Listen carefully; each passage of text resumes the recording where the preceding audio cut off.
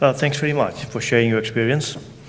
What is the additional advantage of using the iris claw lenses in your view? In my view, it's probably the best forceps for anything you wanted to remove from the eye. Because our forceps, most of them work almost like a crocodile mouth, and they hold the things we want to remove on the tip of the forceps. Even the foreign body forceps, some of them are really big. And one thing I don't like is to see things fall back into the retina.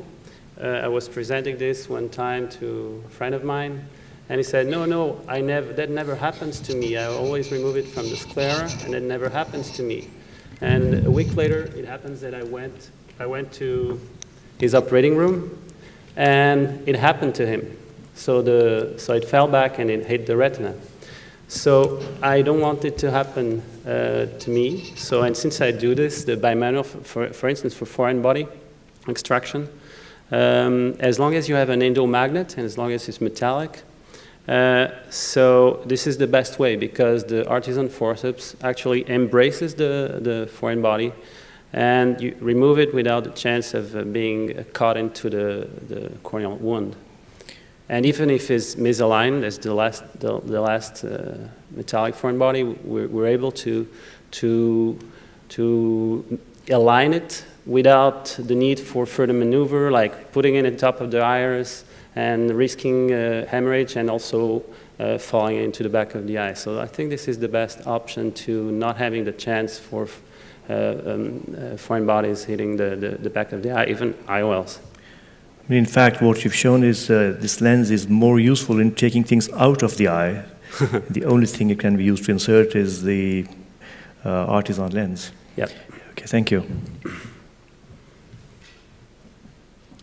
Now, part 3 of the talk.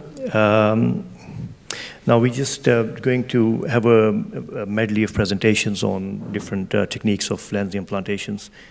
So let me start by inviting Philippe Koch on your experience. Yeah, thank you. Indeed, as raised by our colleague over there, I think that we need to remind that anterior chamber IOL are still good even nowadays, even with the Mt4 implant that is a very old one. Of course, no commercial relationship. Just few points. Scleral fixation in my hands are not so much reproducible, and I observe also, and patients are complaining about that, this non-tilting phenomenon, but the implant is moving sometime, and patients are not very happy with this. As a second point, I consider that the iris is a fragile and important tissue, so I'm not very happy in theory, philosophically, to insert an implant on the iris. For such reason, I prefer to insert an intraocular lens in the anterior chamber. Many anterior chamber lenses have been developed with related risk of glaucoma, endothelial touch, and decompensation, etc., etc. However, the Mt4 implant from Alcon is an old but interesting intraocular lens. In our private practice with my former associate, Professor Lieber, and myself, we have been using this Mt4 implant for decades. We performed a retrospective study on our practice during the last 17 years, and we had 69 patients implanted in the anterior chamber with this lens. We excluded every patient that were only followed for 1 month, because previously we had 115 cases. But and we were able to follow these patients as an average for 26 months, and the follow-up time was 168 months at the maximum. Number of surgery were approximately 2.1 surgery, including the one for implantation. And I will show you one video concerning this implantation, just to show you the tips and tricks to be able to do it properly. So of course we have to enlarge our corneal incisions. The second possibility is to do a scleral tunnel too. And as you can see here, it was during a previous surgery, cataract surgery, that one of my colleagues had a problem, so I have a natural iridectomy.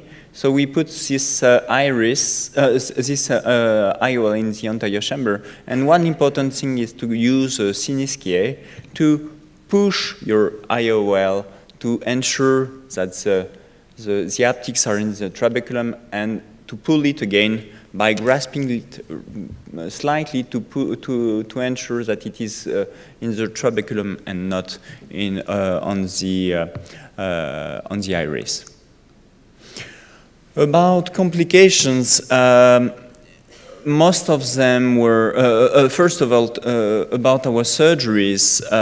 We had 32 patients with luxated IOL, with a few patients with trauma, with complications during phaco and luxated lens, and of course some glistening and other cases with multiple surgeries. So most of them were luxated IOL with time. About the rate of complications, let's say that on our 69 patients we had approximately 30% of complications, and in these complications most of them were post-operative CME, few glaucoma, and few corneal decompensation. First question is to know if there is a link between complication and the average number of surgeries, and we don't find any link, okay? Definitely, complications are not related to this problem. Second question is the raw data, and I just want to show you something. For every cases, we can find an answer. Here we have an RVO, trauma, Marfan for glaucoma cases, and multiple surgeries, etc., etc. And for corneal decompensation, it was always associated to a very hard cataract. So, from my point of view, I continue to consider that Mt4 implant is a good option with a 6 mm wide incision, of course, for corneal surgery. There is no risk of iris trauma with time. About cystoid macular edema, I think it is mostly due to weaknesses of the eye and not particularly to this kind of implant, because we can find the same problem with other AV surgeries. And about the risk of glaucoma, I don't think that it is a huge risk, because very few patients are getting a glaucoma, and mostly it is due to other problems like CRVO, etc., etc. And about corneal decompensation, these cases were probably related also to the duration of phaco surgery. As a second presentation, I would like to show you an IOL cutter that changed my life recently, because I just bought it 1 year ago. As you know, cataract surgery has been densely simplified since the advent of phacoemulsification. Both surgery parameters and intraocular lenses have been optimized to allow extremely high success rate nowadays. However, posterior capsule rupture with IOL drop, zonal lysis, and replacement due to glistening continue to happen. In such conditions, when the former IOL in the bag need to be replaced by a new one in the sulcus, it's important to limit the incision size to control the incidence of astigmatism and avoid any contact with the capsular bag, the iris, the corneal, and the endothelium. IOL cutters are big scissors, and frequently tilting your IOL inside the anterior chamber with recurrent endothelial touch or iris trauma. The MST IOL cutter come in 4 pieces: a forceps hand in 23 gauge, an IOL scissor in 19 gauge, and 2 handpieces to be connected to this forceps and scissors. It allows a precise handling of the IOL when cutting it with scissors, and we can do many different kind of shapes. I will show you on a video here. It is a glistening case, so I had to remove this IOL that was perfectly well in the bag, and I will show you, because we have many ways to do it. You can cut it in 2. If you put your viscoelastic properly, your IOL parts will not drop. You can almost cut it in 2 if you prefer to try to remove it in one piece. Or as I did here, you will see, I cut it from the periphery to the center in a curved shape to try to allow me, if I want, to remove this IOL in just one part, okay? Every solution is acceptable. I'm always afraid if I cut it totally to lose one of these parts in the posterior pole, to have to come back in vitrectomy to grab it again, etc., etc. As you can see here, it's also possible to just remove it in one piece.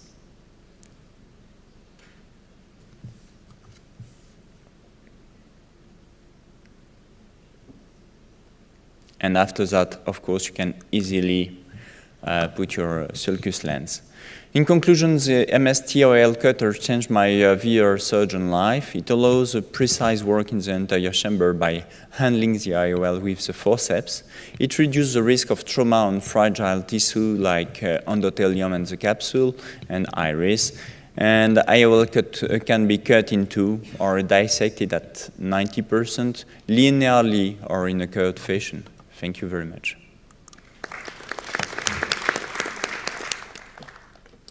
That's great. Thanks very much, Felipe.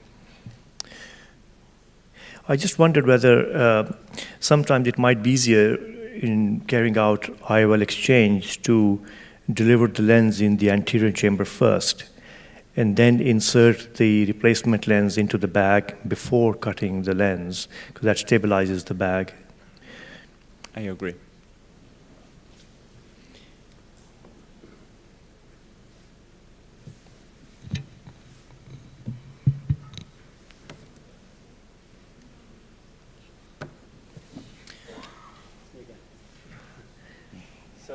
Yesterday, Ferencun made a brilliant introduction to this presentation without knowing it. When he said that he rather had a cataract surgery done by a retinal surgeon that does cataract surgery than by a cataract surgeon only in his own eye. So I perfectly understand his point, and this is a little bit about what happens sometimes, and it's good to have some skills from retinal surgery.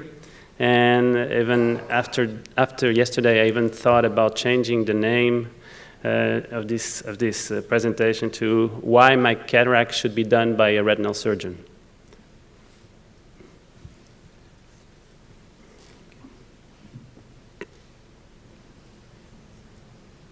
Is that all? Yeah.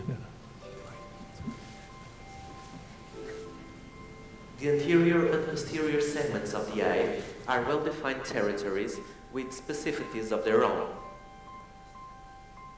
Subspecialization in ophthalmology led to the differentiation of surgeons who operate exclusively in each of these segments. Not infrequently, the anterior segment surgeon comes across circumstances in which the ability to work in the posterior segment would ease his task.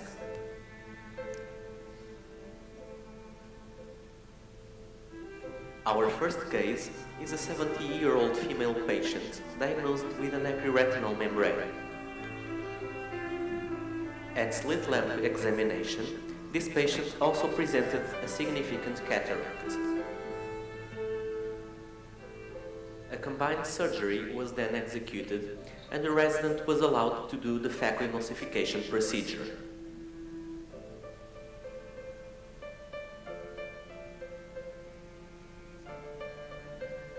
However, during phacoemulsification, an accidental rupture of the posterior capsule was observed.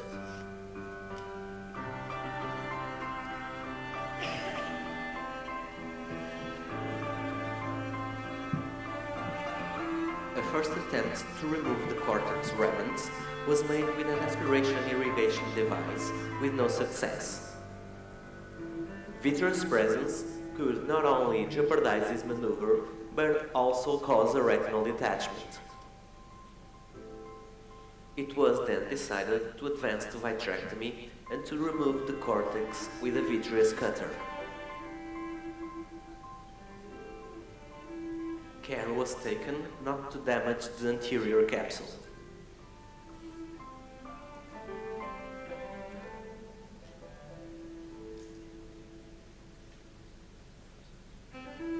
Viscodissection was used to further separate the anterior capsule from the posterior capsule.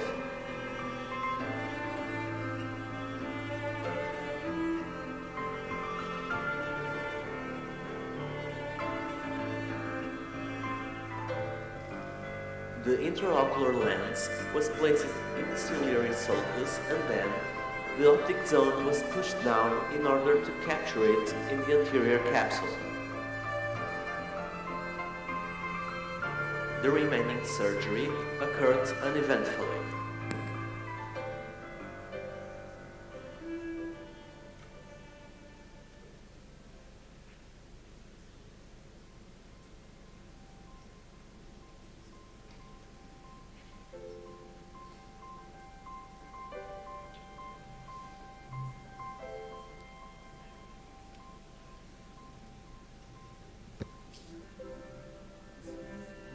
Acetylcholine was used to induce meiosis after surgery.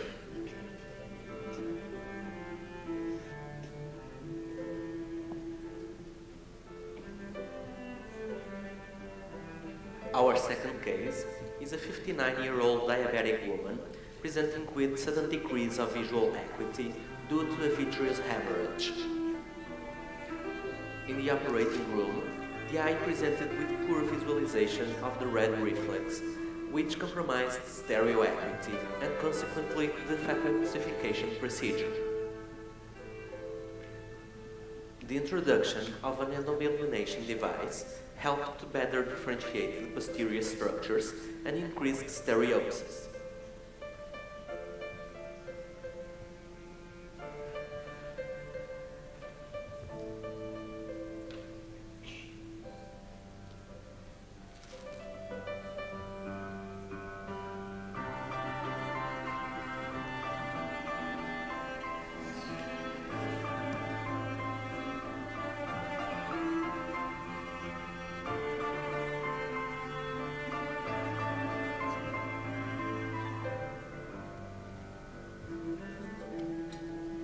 The phacoemulsification procedure occurred uneventfully.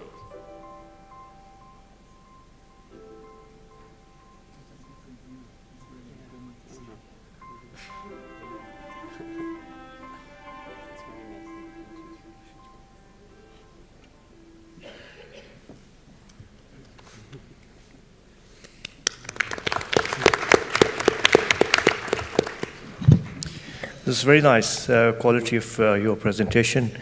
Did you use the microscope light as well in that case with retro illumination?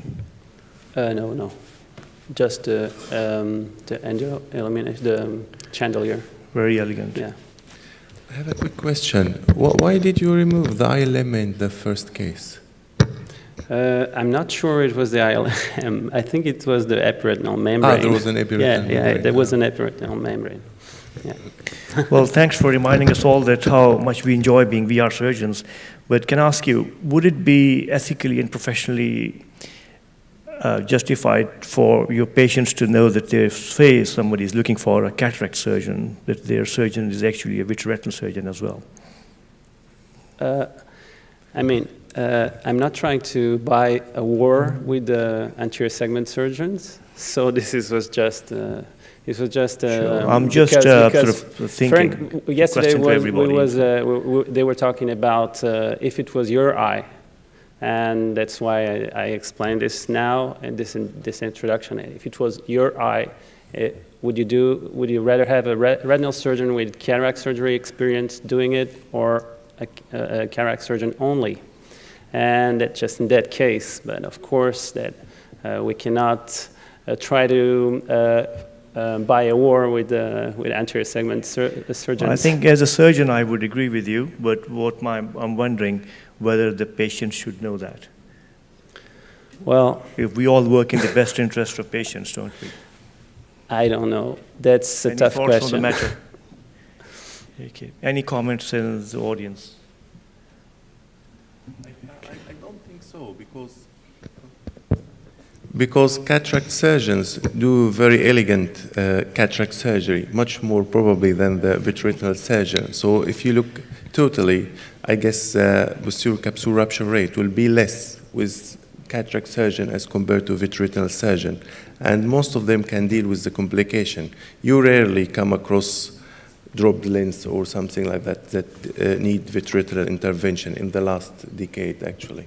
I have to say, myself, I feel more nervous if the resident is doing cataract on a combined VT cataract. And I know if they mess up, then it's going to change the whole game plan. Mm-hmm. Is there time for question, Manzar? Sure. Yeah, no, I don't agree that retina surgeons who do cataract surgery they do inferior work to cataract surgeons. I think if it happens that you're a retina surgeon and you get cataract surgery, you're usually more skilled. The reason is you will get the difficult cases because they will give you cases, as it happens in the UK, they give you a case of pseudoexfoliation syndrome, they tell you the lens will drop, so you better do it. So I really don't agree. And I think there's no data on this. So National Ophthalmology Database, I don't think they found something like this. That might be a thought for the next EVRS meeting. Okay.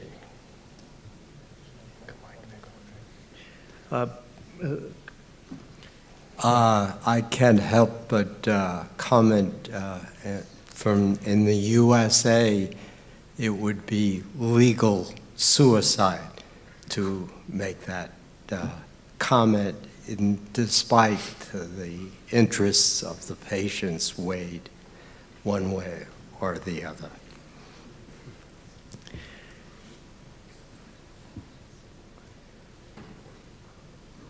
Now, may I invite Abdullah Alaban, please, to share his experience with combined phaco-vitrectomy and the lens choice. Thank you very much for inviting me. We will take the story from the start, from the beginning. Which IOL to choose? Can I have the...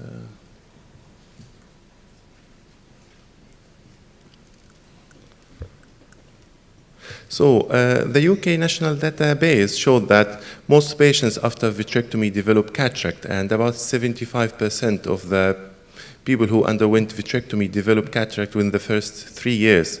And cataract is to be expected in most cases following vitrectomy. The threshold to do combined surgery actually varies between the surgeons. Some surgeons perform combined surgery routinely, while others tailor their treatment. But why we do combined surgery? In fact, combined surgery has several advantages. First is better access to anterior vitreous and the peripheral retina, and there is no risk of lens touch. Also improve intraoperative visualization, whether the patient has cataract preoperatively or whether the cataract may progress during the surgery itself. Also, it's like a one-step surgery, so decrease the burden for the patient and also for the healthcare system. And also, combined surgery probably offer early visual rehabilitation. Additionally, combined surgeries, when you do combined phaco-vitrectomy, you give a chance for more gas fill for the vitreous cavity, better than if the patient is still phakic. And also the adjunct tamponade itself, the gas or the oil sometimes can lead to the progression of the cataract, which make you do cataract later on. And when you decide the cataract later on, the cataract in vitrectomized eye is slightly more challenging than ordinary cataract. So for combined surgery, many doctors recommend combined surgery in their practice, especially for macular holes or epiretinal membranes. Most of them prefer to delay the cataract surgery in young patients or patients with diabetics. There's still some controversy about retinal detachment. Some doctors do routine combined surgery. The other half probably prefer to delay the cataract for another sitting. In fact, there are no solid rules, and the treatment is based on the clinical finding. However, with the recent advances of the minimally invasive cataract surgery and minimally invasive vitreoretinal surgery, many doctors now go toward combined surgery. Then we ask ourselves, what is the ideal IOL for combined surgery? Definitely, it should be implanted through a small incision. It should tolerate AC fluctuation. It should have good centration. It should be stable with any rexis size and should be stable within a gas-filled eye, and also, most importantly, give us a good view of the peripheral retina. Unfortunately, up to my knowledge, there is no specially designed IOL for vitrectomy. I'd like to share with you our practice with this IOL. It's a CT Asfina 409M. This IOL is a plate haptic IOL. It has a hydrophilic content, but it has a hydrophobic surface. It has a square edge, 6 millimeter optics, and a main advantage, it can be implanted through a small incision and it can be injected. I'll show you here in this video, you can do a wand-assisted injection through 2 millimeter or less incision. This is very advantageous because it can give you the option whether to put the trocars before or after putting the IOL. And you see the IOL unfolds very quickly with a very quick centration. And if you look at the video on the right, you can also widen the incision to be about 2.2 millimeter and inject it directly into the bag. So you have the either option, whichever you prefer. And again, quick unfolding and quick centration. And after implanting, in some cases, you need to use whichever second instrument to just push it, the trailing haptics into the bag.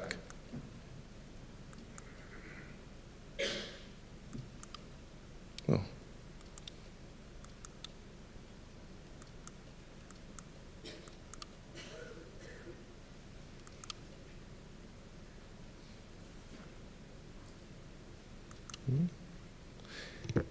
Another good advantage, which I personally prefer, is that the IOL is stable with any rexis size. I myself prefer to do a wide rexis for most of the cases, which makes my cataract surgery easier and prevent later on any anterior capsular phimosis. And also having a wide rexis makes it easy to remove any viscoelastic if you want to go behind the lens. Additionally, I found with this lens it can tolerate AC fluctuation, and you can easily go behind it at any time of the surgery. Just a simple comparison with some of the most popular lenses, and most of them are about 6 millimeter optics, has an optics of about 6 millimeter. But if you look here, one of them actually has a large edge effect, which makes peripheral visualization quite difficult during vitreoretinal surgery. Meanwhile, the first two have a very good optical design, which doesn't interfere with peripheral visualization.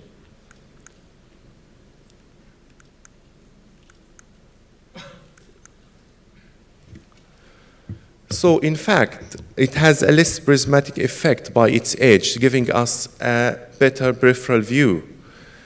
Particularly if you look carefully along the vertical axis of the lens, there is almost no edge effect, which makes that visualization along the vertical axis very good.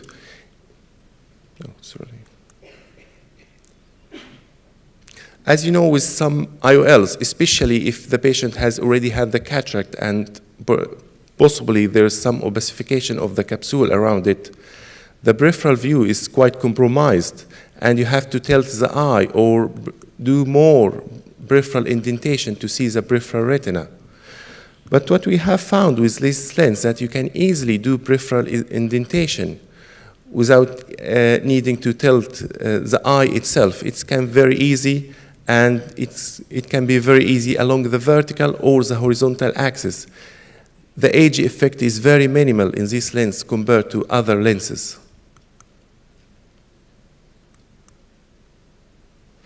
As you can see, this is a simple test. There is no such prismatic effect, which we often see with other intraocular lenses.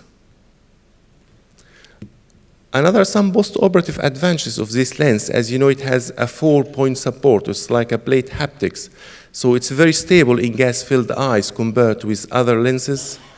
Theoretically speaking, it has a square edge, so it prevents posterior capsule opacification, and the rates of posterior capsule opacification are compared to other lenses, and it has a good rotational stability as well.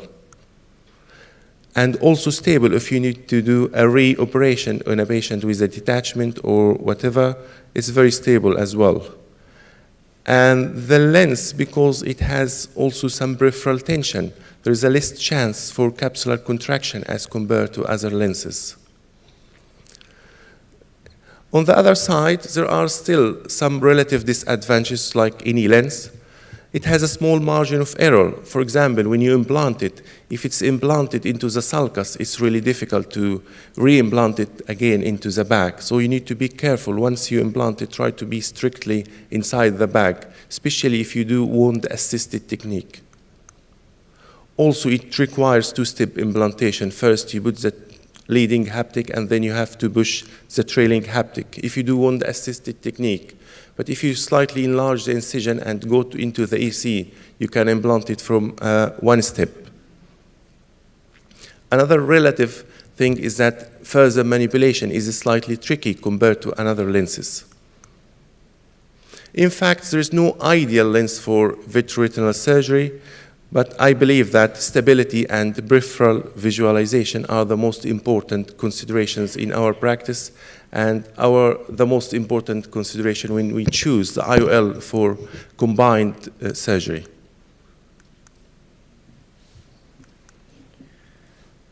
Thank you. Thank you, Abdullah, for your nice presentation. I would beg to differ on one point that a sphener lens, I think it doesn't have the vaulting, and the PCO rate, in my experience, is much higher. Do you have any the tips? optic haptic angle is 0, so there is no angulation. But it has a square edge, and it has a large overall diameter. So there is a published data about that. The BCO rate is very similar to other square-edged lenses. Have you seen any dislocations through the capsulotomy? No, we haven't seen. And the good thing, actually, during vitreoretinal surgery, when you implant the lens and the AC becomes shallow, the IOL is very stable. I have experienced different types of IOL. You can see the optic comes out of the bag, especially if you do wide rixes, or even I have noticed some vitreoretinal surgeon, when they aim for combined surgery, they try to do a little bit smaller rixes just to keep the IOL stable. With this lens, you don't have to worry too much about that. It's really stable with any rixus size. Thank you.